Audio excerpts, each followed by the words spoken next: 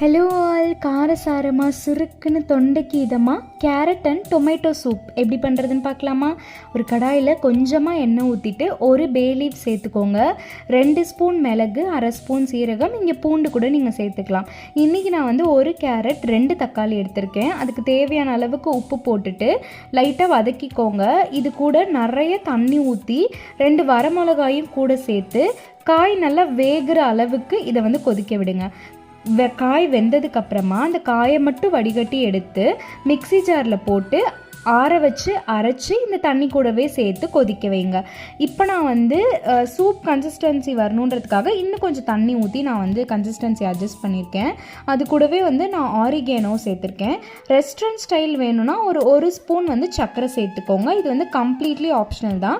டயட்டில் இருக்கும் போது இந்த சூப் ட்ரை பண்ணிங்க அப்படின்னா கண்டிப்பாக சர்க்கரையை அவாய்ட் பண்ணிடுங்க. சர்வ் பண்ணுறதுக்கு முன்னாடி கொத்தமல்லி தூவி சர்வ் பண்ணிங்கன்னா சூப் ரெடி. தேங்க்ஸ் ஃபார் வாட்சிங்.